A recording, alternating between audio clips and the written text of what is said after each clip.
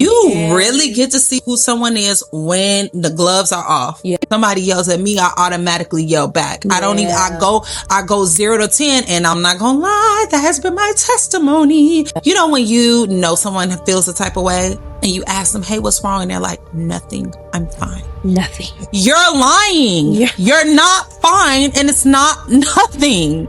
Why lie? And you ain't got to lie, Craig. Are you in control when you do that? Do you have self-control? No.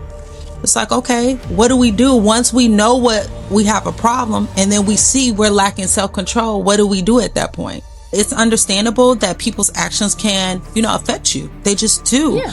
But they don't have to control you. You get to decide how this is going to affect you. Mm-hmm. Okay? You get to process it how you want to process it. We're going to have a life experience here on this earth, and there are tools and systems that have been put in place for us to be able to handle it. Yeah. People not anti you. They just team them. It is okay to be upset. It's okay to be embarrassed. It's okay to feel those emotions. Another way we can look at self-awareness is just the ability just to look at yourself and your actions. Everybody is not the problem. Everybody else is the issue, and if they hadn't done this, then you wouldn't have done that. No. Yeah. What could you have done differently? Period. In the sentence right there. You ever met somebody you don't know what you gonna get on that day? It's just wow. It's a wild card. You just don't know what's happening in there. Mm-hmm. And not just like, oh, on the outside I'm this. I got swag. Body is tea. Mm-hmm. Hair is done on fleek. Everything's looking together. But on the inside, you don't know. It's a carnival up in there. You don't know. It's a circus. You don't know what's happening. If you want to change your behavior, you have to change how you identify yourself. So many times we think like doing the hard thing is a smart thing. No, it's not. If you don't have the proper systems in place, you won't reach those goals. Hey, that started in childhood. Maybe you got yelled at, by a parent or a loved one or something, and you couldn't defend yourself. Yeah. You couldn't speak up for yourself. You had to just take it. And so now as an adult, you're not taking it. I'm not taking it anymore. I'm not taking this anymore. Like you're like, y'all not gonna talk to me crazy. Yeah. I don't care. And and it's like a knee-jerk reaction. Mm-hmm. And you're not understanding that you're allowing someone else to control you. Yeah. And that's not having self-control. Mm-hmm. You're allowing others to control how you conduct yourself because they yelled, you yelled. That's not self-control. Mm-mm. That's people control. Yeah. When you have self-control, no matter what you do, I control how I show up. I don't let you make me somebody I'm not. I'm not going to allow your behavior to dictate my behavior. So many times we get down on ourselves and we feel like, why can't I accomplish this? Why can't I do this? It seems like I just try and keep failing. And then you can get down on yourself. You can start to feel like, man, I'm, me as a person, I'm a problematic person, or, I just don't have what it takes. You don't have to have it all together. Okay. All you have to do is make tiny changes that will compound and build. Now, y'all know anybody can call you a friend. But not everybody shows up. So if you're down with the fake connection, Friendship University is the place to be. To learn, to grow, to laugh and build your community. Don't wait another minute, we're about to start. Don't listen cause we're coming from the heart. Grab a break, grab a pen, cause we're back again. With the laugh and the lesson, sit down cause class is in session. Welcome back to another episode of the Friendship University Podcast. The number one podcast for learning how to have the friendships you truly want. We are here another week, and we're so thankful for you tuning in. We had a really great time last week. I don't know where you were. If you weren't tuned in, maybe you should go back and watch the video. But don't leave before you finish watching this video. So watch this one first, and then go back and watch the one before this. Welcome back to everyone who was here last week and to our new subscribers. Woo! If you enjoyed it, tell a friend to tell a friend to tell another friend that this is where you're going to learn how to have good friends and be a good friend. So, welcome to you. Subscribe, share, all that jazz. All that. We're truly thankful for all of you all's support. And we got some good stuff in for you on this episode. Oh, we're going to have a good time. We got a lot of stuff to cover, so we about to hop on over into Friendship Court.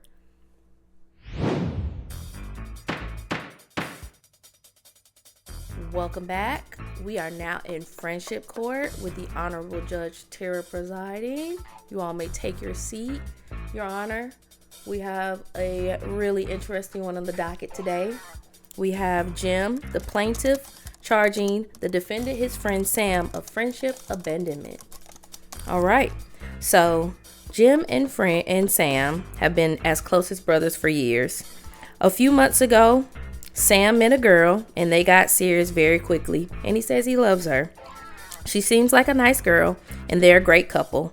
And Jim knows he's happy, but ever since Sam started dating her, Sam has become more and more distant. He spends a good amount of his free time with her, and when he's with her, he won't answer his phone. Sam still makes an effort to see Jim and his other friends, but when they're hanging out together, he's messaging his girlfriend constantly. Jim also feels like Sam tells him less and less about how his day-to-day life is. Like, they talk a lot, but it's really no substance. He just gets short responses or really generic answers. Sam also spends quite a few days with his girlfriend and then blows off plans afterwards with Jim because he's just too tired to hang out. Jim knows he should be happy for Sam and is probably being a bit juvenile for feeling this way, but he misses his friend. Sam is still the most important person to Jim, but Jim is feeling like he is no longer the most important person to Sam anymore. Interesting case. So, in the case of Jim charging Sam for friendship abandonment, do you rule guilty or not guilty? You know, I have to think long and hard about this one.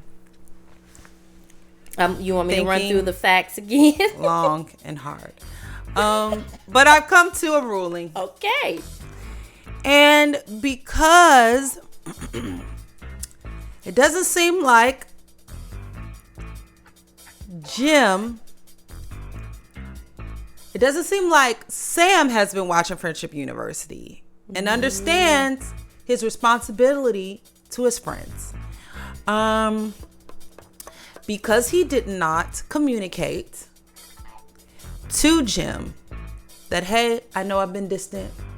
I still love you. You're still a very important part of my life. I appreciate your patience as I'm going through this transition. Got a new girl, I love her. But you're still my friend as well. Because he did not have that communication. And because when he's with his friend, he's not present with his friend. It's not acceptable. When you're with your friends, they deserve your undivided attention. They truly do. And because he blew off plans without notification. Ooh. It's also unacceptable. I will have to charge Sam guilty. Woo. Is my ruling because of those different scenarios. So I sentence Sam to have a conversation with his friends and to watch our episodes on balance and transitions and learning how to also be a present friend while going through life changes. And so we'll see you next time here at Friendship Court on Friendship University Podcast. Now it's time to take out the trash, take out the trash, take out the trash right now. Take out the trash, take out the trash. Take out the trash right now. Oh, yeah. This is the part of class where we talk about the things that have actually helped us clean up the mess in our lives. Ooh, and I got a goodie for you guys today. It's one of my favorite books of all time. It's got to be top 3 for sure. I recommend this to every single person that I mentor, or if they're just struggling in life in any kind of way.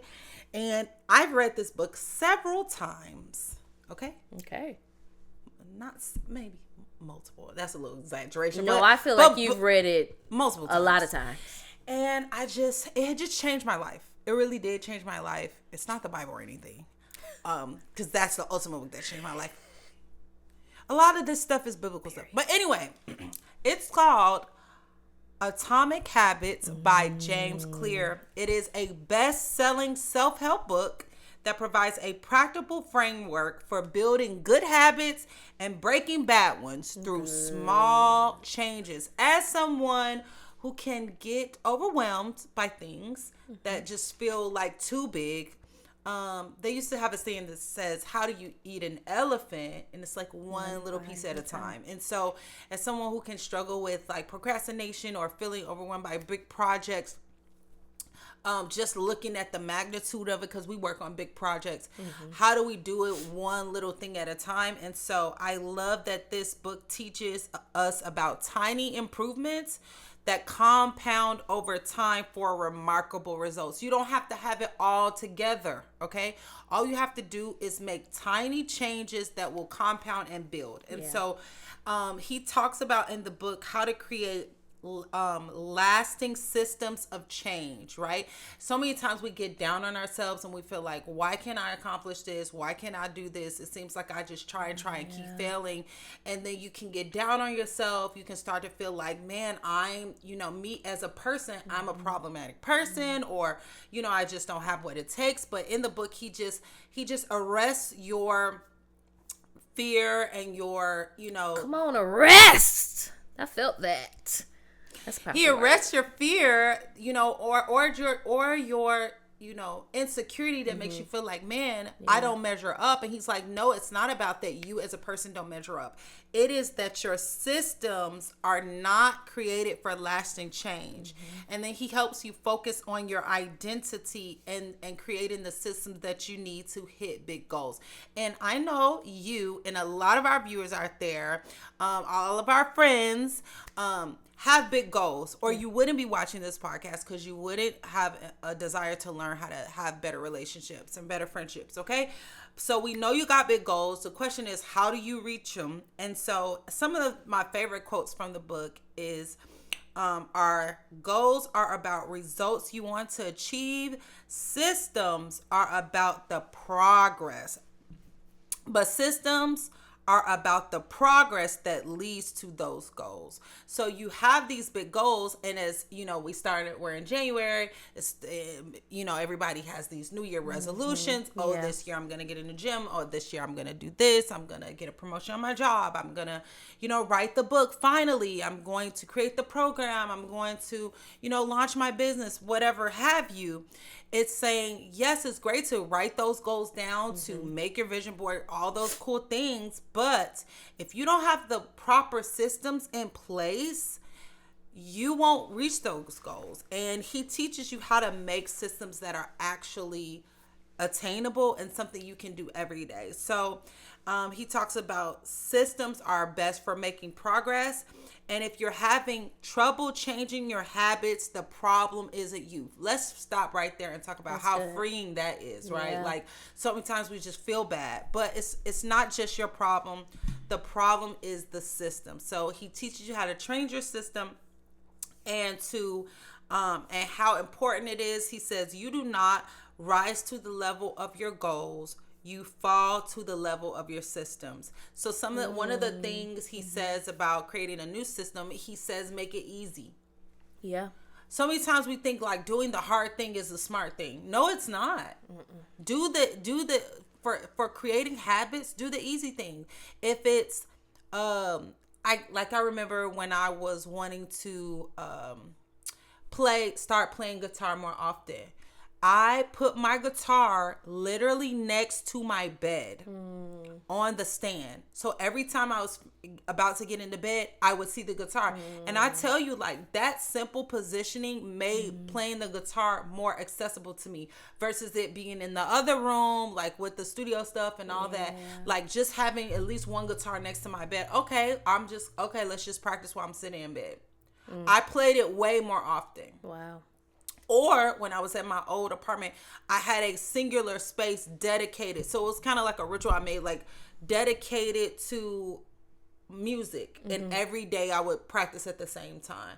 So he just gives a lot of amazing tips on how to create a system that actually works, that your brain works with your brain and not against your brain, removing all these barriers to actually, completing the task and changing your habits. So He also, and lastly, this is my last point, but he talks about identity change. And he says, one of my favorite quotes, he says, true behavior change is identity change. So if you want to change your behavior, you have to change how you identify yourself. If you're like, man, I struggle with, having integrity in this area, it's because you don't believe yourself to be a person of high moral standard, so you have to change how you see yourself. And it says you might start a habit because of motivation, but the only reason you'll stick with one is that it becomes a part of your identity. So back to that same example that I used about the guitar, a lot of people feel like, oh man, if I'm not the best of the best, I don't classify myself as a musician. And it's like, no, the way that you become the best of the best is to think of yourself as a musician. And so many people are like, I am a what do they call that? Like a novice? Or they say, when they say like I'm an actor, but I'm not, but they're not an actor yet. Actor? No. It's okay. But it's just like a word that people use to say, I'm not there yet, but I'm trying to be that. Okay. And it's like, no, you're not trying to be that. You are. Even if you're just a starting, you still are a musician. Yep. Even if you are just beginning, you still are a athlete. You might not be the best athlete, but you still are one. So when you take that identity and internalize it and make it become a part of who you are, you're more likely to align yourself with the behaviors that match that. Exactly. So, love that book. It's on Amazon. My top book recommendation. Life-changing book. Loved it. That's great. I read it a long time ago. I have not read it nearly as many times as you.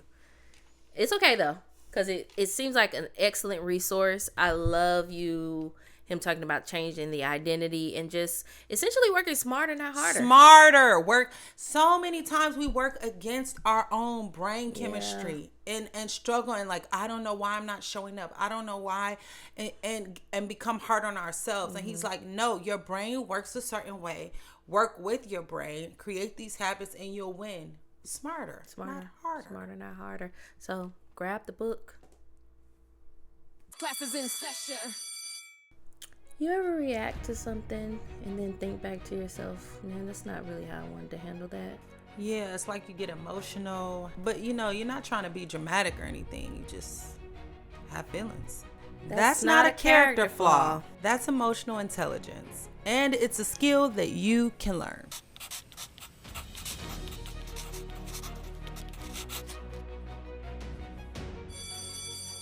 Last week, we talked about emotional intelligence. And just to give a quick recap on what emotional intelligence is how well you understand and handle emotions, specifically your emotions, but other people's as well.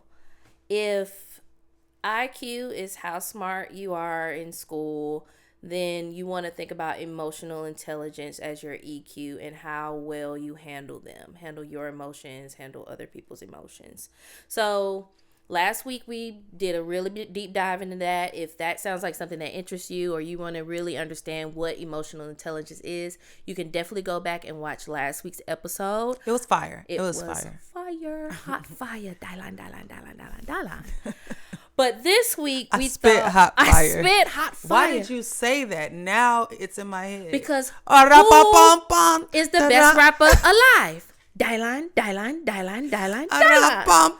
Ring ding ding.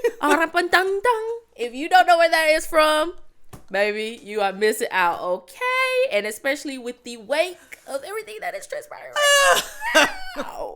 It's so crazy how comedians kind of be spot They on sometimes. Spot on. They have emotional intelligence probably. They could be watching people. They be watching people emotions like something awful about you.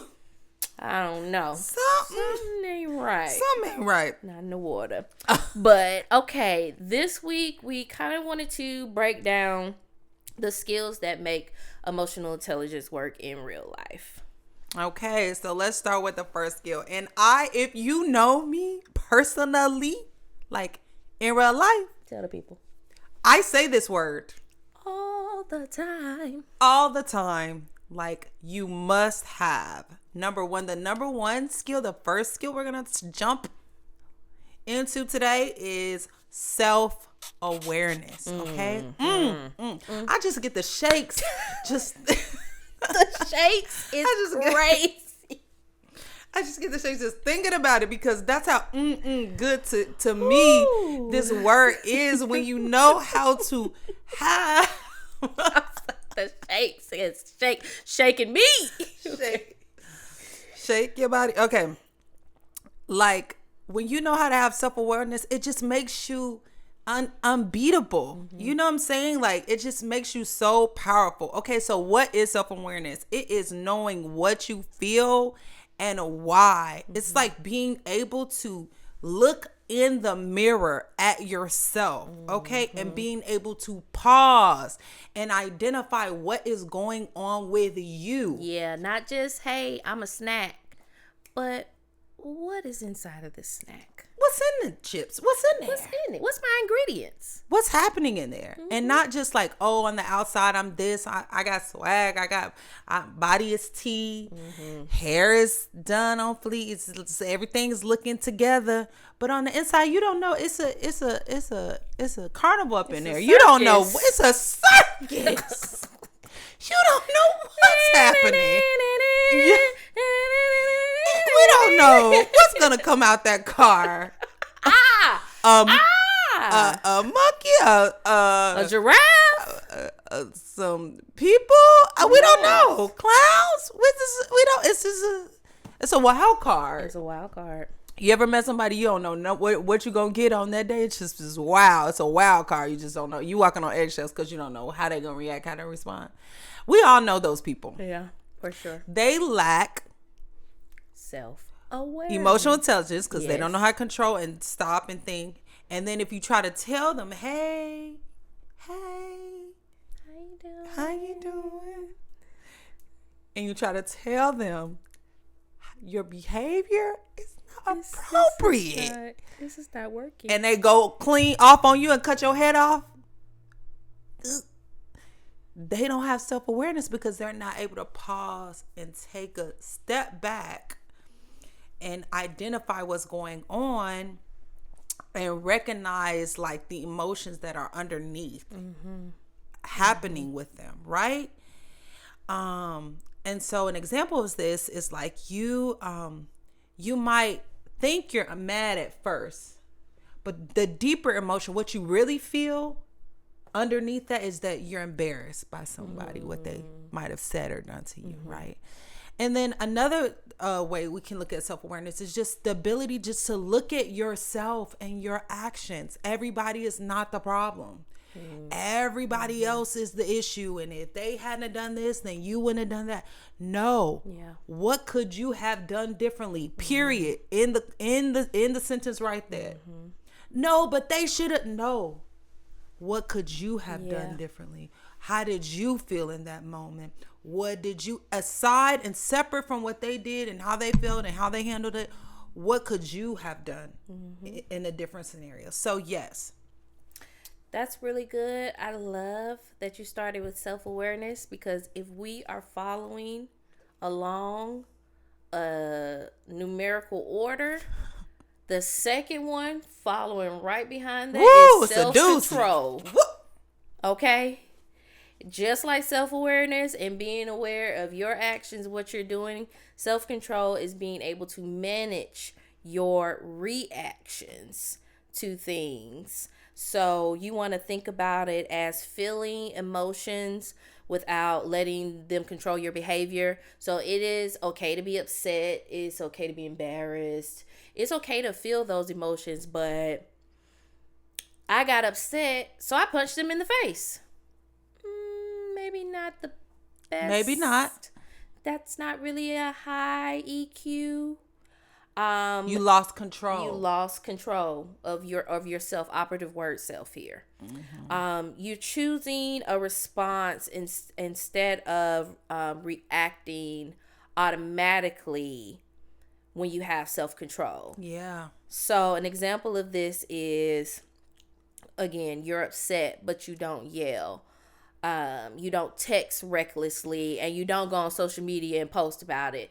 I text my friend 2 days in a row, and now all of a sudden, you know what, new year, new me, because everybody can't go to the top with me. Okay, you know, I understand. You didn't make the cut. You didn't make the cut. I understand it's been 2 days since you've heard from them. But how about let's try to figure out maybe what's going on. You used to always be in trouble. Man, I'm trying to tell. You come a long way. I stay on the chopping block. Like, when I... Not with me. With other people. Yeah. And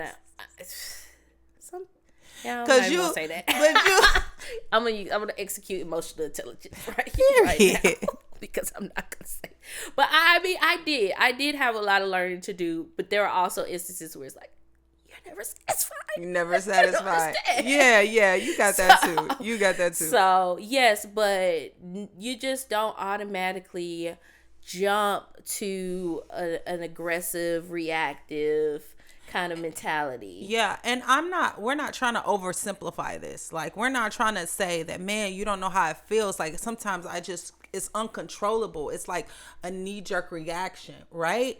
And I think the powerful thing is, it doesn't have to stay that way. That's right. What self-awareness, that, skill 1 is about, is first of all seeing that, hey, I have a problem with this. When somebody yells at me, I automatically yell back. Yeah. I go 0 to 10, and I'm not gonna lie, that has been my testimony. That was true for me. And I was like, it wasn't, as long as you don't come at me, I'm fine. Yeah. We're not gonna have a problem. Same. But when you would come at me, it was like knee jerk. Oh, I'm coming back with it, and now I'm gonna take it up a notch. You go low, we go lower. For real, I'm gonna take it up a notch. And what did we talk about last season? It was like, once I had a self-awareness that was, God showed me, like, hey, you got a problem there. Yeah, you gotta. Are you in control when you do that? Do you have self-control? No. It's like, okay, what do we do once we know what we have a problem, and then we see we're lacking self-control? What do we do at that point? Well, what we're doing right now is finding solutions and resources. Yes. And handling it. Absolutely. And what did we talk about last week when there was so P word that we had on the board? Oh, yes. You got to pray just to make it today. I say we pray. Pray. I mean, like, for real. Like, once you are at the point where you're like, man, I see I have an issue, and I see examples where I lack self-control. I don't know how to fix it. That's when we go to God and say, Lord, like, I have an issue with this. Help me. Right? Help me with this. And then, anywhere where I have unforgiveness, anywhere. And a lot of times God will show you, like, hey, that started in childhood. Maybe you got yelled at, by a parent or a loved one or something, and you couldn't defend yourself. Yeah. You couldn't speak up for yourself. You had to just take it. And so now as an adult, you're not taking it. I'm not taking it anymore. I'm not taking this anymore. Like, you're like, y'all not going to talk to me crazy. Yeah. I don't care. And, and it's like a knee-jerk reaction. And you're not understanding that you're allowing someone else to control you. Yeah. And that's not having self-control. You're allowing others to control how you conduct yourself, because they yelled, you yelled. That's not self-control. That's people control. Yeah. When you have self-control, no matter what you do, I control how I show up. I don't let you make me somebody I'm not. I'm not going to allow your behavior to dictate my behavior. Exactly. So once, you're able to have that conversation with God and allow him to show you different resources and opportunities and where you can grow in that area. Now you cooking with gas, as my granny would say. Which was honestly my first time hearing that, because they used to say cooking with grease in the South. Well, we from Chicago. We say cooking with gas. So that is the powerful, because you don't have to feel like you have to do this alone. Like, God is there to help you. And there's a Bible verse that says God has not given us a spirit of fear, but a power, love, and a sound mind. You know what I'm saying? Like, he gives us a sound mind. We don't have to, like, because the fear is, if I let you talk to me like that, first of all, you're hurting me already. And second of all, you're not going to respect me. You know what I'm saying? So, but I don't have to be bound by your opinion of me. Like, now I got to show you what it is. Yeah. I can show you what it is and maintain my control. Exactly. And I think one of the keywords that I really love in that, like, I used to always hone in on like sound mind. But a while ago, it was like power and love. Wow. Like the ability to love. So it gives me the opportunity to be a little bit more sympathetic or calming with my response. Because I have been enabled through the Spirit of God to not have to respond in an abrasive or negative way. I can actually respond to this in love. Man, you know what? You're so smart. So smart. And you're beautiful and smart and beautiful. It's the Lord. Okay, so which brings us to our next skill, which is like, in love, have empathy for people. I love, that's like one of my favorite words, empathy. Empathy. So many times if we are like in this prideful, egotistical mindset, it's me, and my feelings and what I felt and how they hurt me. And empathy says, yes, they did. Yes, they might have hurt you and they might have stepped on your foot, but maybe they are struggling too, right? Maybe they are struggling too. And empathy is understanding how others feel, being curious about what somebody else might be going through. Maybe they didn't step on your foot on purpose. Maybe they stepped on your foot on accident. They had 5 bags and they were carrying a lot and they, misjudged the space and they stepped on your foot. They just miscalculated everything. It wasn't malicious. And we're so quick to think, oh, they did it on purpose and they hurt you on purpose. People, I had somebody tell me, like, people not anti you. They just team them. They're not trying to, That's ruin so your true. life. Yeah. A lot of times they're just living and not thinking about what they're doing. Yep. And so that's why this podcast, what we're doing, is like so powerful. It allows you to slow down and really think about what's happening in your friendships and in your connections. So holding space for other people without dismissing them, and without dismissing your own self. Yeah. Yeah. I can hold space for you and say, man, what you are going through that made you be pushed you to the edge and kind of made you be snappy. I can hold space for you and have empathy. But at the same time, you biting my head off is not going to work. It's not going to work for me. It's not going to work. Empathy isn't a pass. It's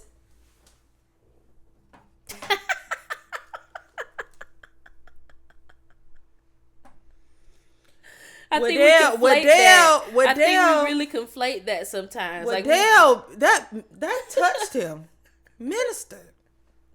See? Oh, hey, Waddell, you leaning. Okay. He leaning now. Say it again. Run it back. Empathy is not a pass. It's not a pass to give someone the ability to act any kind of way and treat you any kind of way or do. No, it truly is about you holding space for both things at the same time. 2 things can be true at the same time. You could be hurt and acting out of a hurt, broken place, and you hurt. It caused hurt to me. Yeah. In that. And that and so no, it's not appropriate that you continue to hurt me, but I also can recognize that you yourself is hurt. You yourself are hurt. That's great. So good. Woo!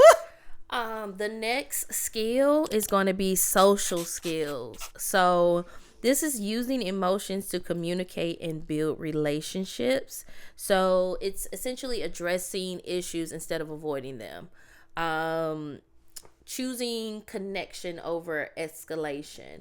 So I think we keep kind of going back to this, like you're inquisitive, you're curious, I know that I'm feeling the kind of way. What you did is not okay, and I don't necessarily want it to happen again, but maybe let's try to figure out why so that you won't do it again. Yeah. And also too, like understanding that talking it out often will come to a better resolution for both parties than just arguing. Yes. And we talked about that. Like when the Bible says, like, if you got a problem with your brother, go to him.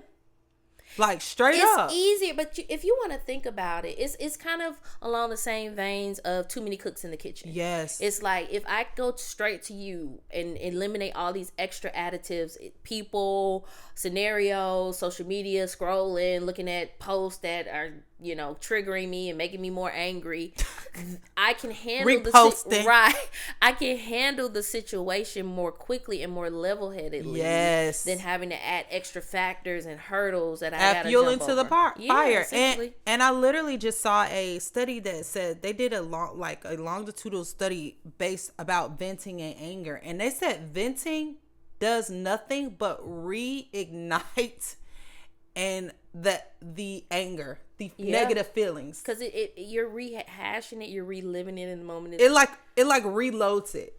So you know, we love to vent. You know, so many times, you know, we'll feel away, we'll talk to so many people about the situation. It really does not help you at all. Like it reloads the emotion that you felt, which does not take you to a place where you're getting over it. You're just reliving it. Yeah, and we have an episode in last season about venting versus like really, you know, going to someone and talking about the situation and trying to get another opinion and figuring things out. And now we're not saying like you can't talk to someone to help you, you know, get through your feelings while you're still growing, process your feelings. But we're saying some of this stuff is just not healthy or helpful. It's not, So what are a couple of things we can do in everyday life to increase our emotional intelligence? We're going to go through this kind of quick because we're closing out this episode. Okay, so number 1 is be honest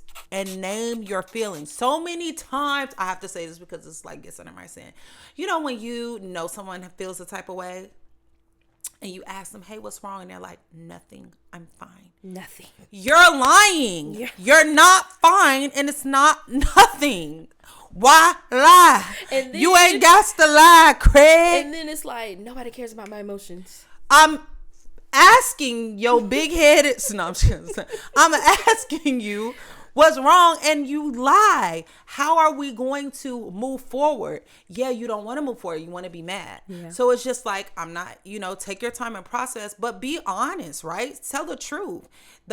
Beyond the I'm fine and the like, say, man, I was disappointed when when this happened, or you said this. Man, I felt overwhelmed when you just threw all your work on me and then left. I felt. You need to be able to name how you feel and be honest about how you felt.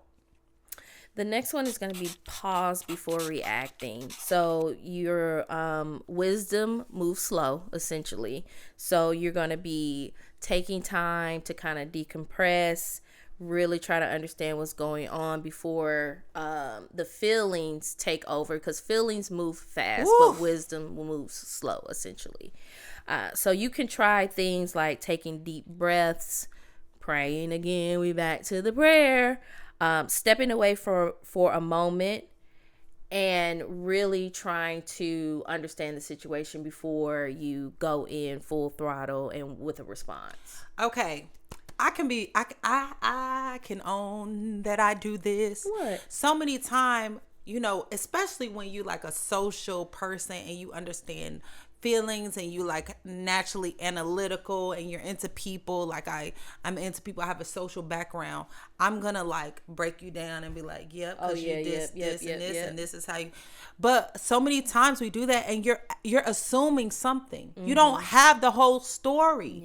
You only have your side and your perspective. You don't know what's going on with them, how they feel, you know, what was told to them, and you have just made this whole scenario in your mind, and it's law at this point to you. Law. And so you don't get to know someone's intentions without having a conversation with them. You have to talk to them. And maybe sometimes you are right, but that doesn't mean you're always right. So you need to have a conversation, clarify what's going on, and stop filling in the gaps to the story. Hello, somebody. Ask for clarity. Like, hey, it seems like you feel, this way, how can you correct me? Like, what do you really feel? Or how are you feeling about this? Is something I did bothering you? Blah, blah, blah. You understand what I'm saying? Yeah. A good way to do that is to listen to understand. We've talked about this before. That's the listening, to not just respond, listening to just. How many times have we said this on this podcast? Goodness gracious, actively listening. Yes. Okay, to really understand the feelings, the needs, what's going on, and not to defend yourself, not to prove a point. Whew. Not to prove yourself right, not to prove none of that. You on fire today. Just fire die line. Die line. You die line. Christan die line.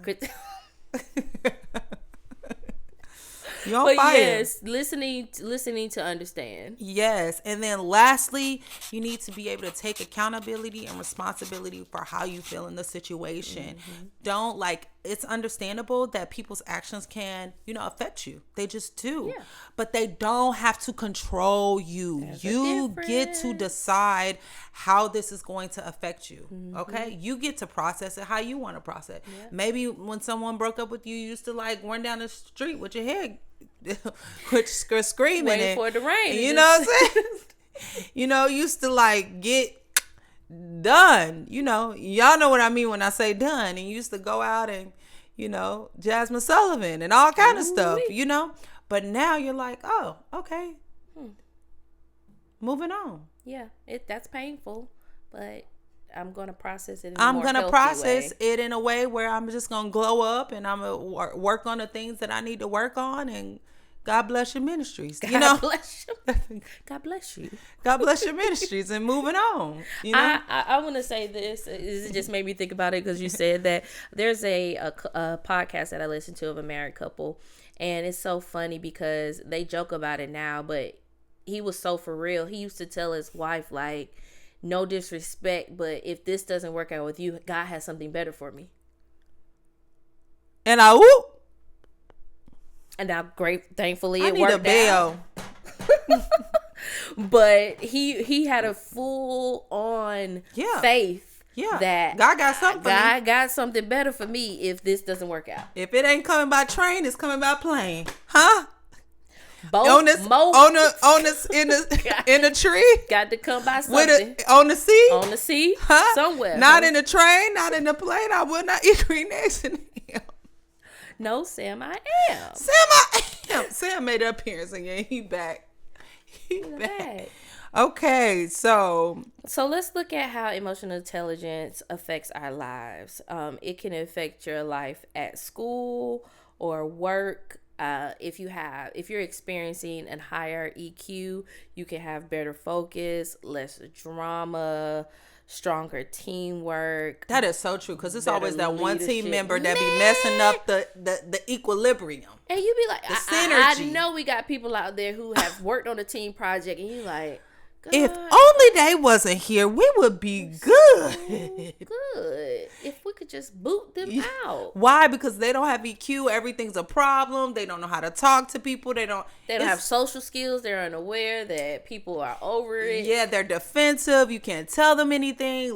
Yes, absolutely. What about in friendships? You'll have fewer fights. We can test to this, because the more emotional intelligent we got, the less we fought. We didn't fight a lot anyway, but still. Clear communication, you'll have stronger trust, because when you really get to see who someone is when the gloves are off. Yeah. When they feel away. Don't say something you don't mean. Baby. When they feel away and they start talking, you really get to see who they really are.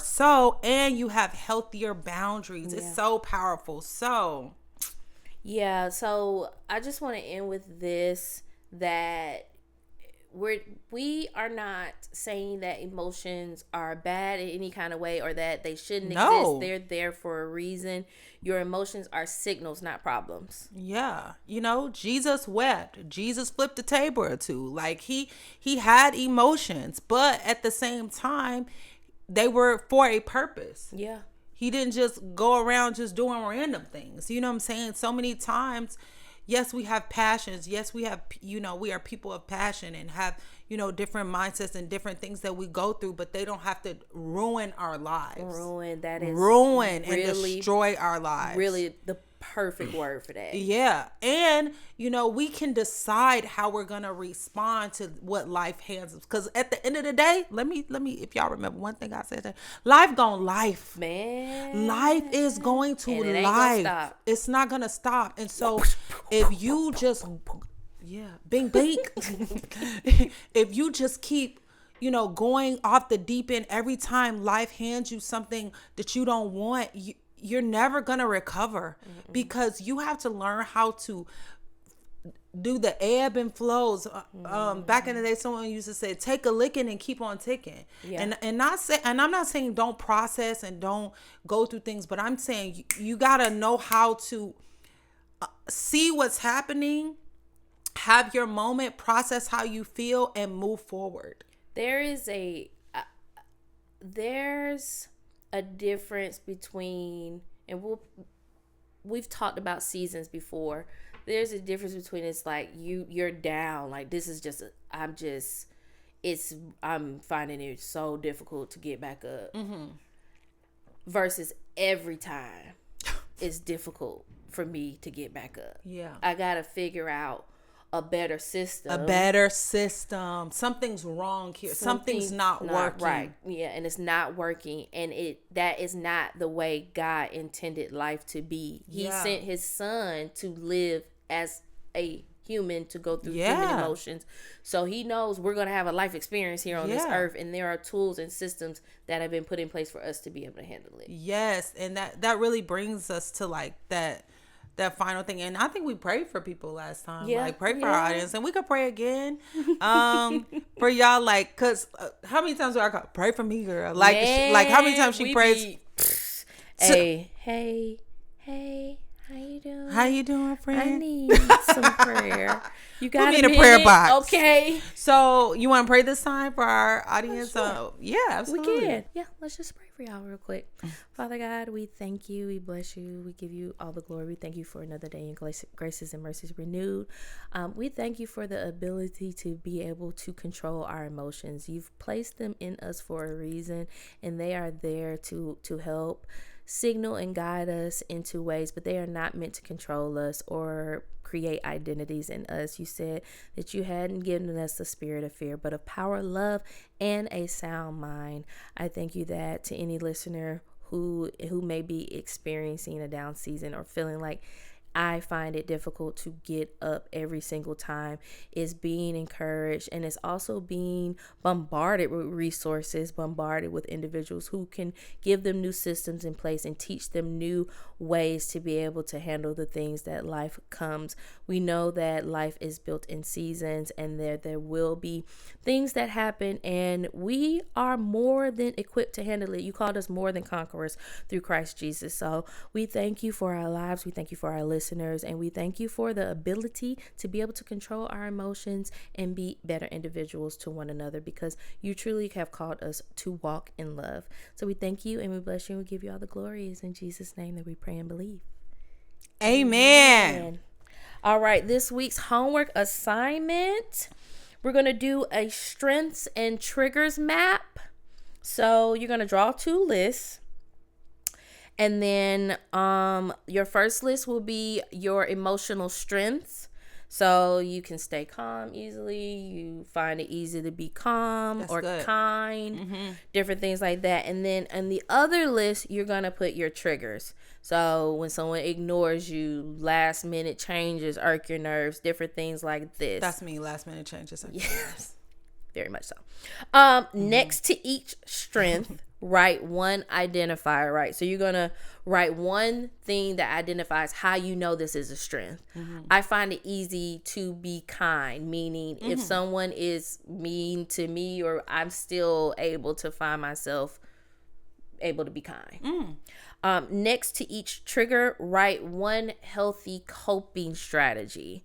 So if you get triggered by being ignored, let's say you text, you're a big texter, and you get triggered when it takes someone a day to respond or even hours, Write down what a healthy coping strategy, based on the things that we've talked about in these last couple of episodes, would look like for you to be able to handle that emotion. Man, what a great show. Now that's this week's episode, y'all. We're so glad that you have taken this time together. Until the next class, Peace.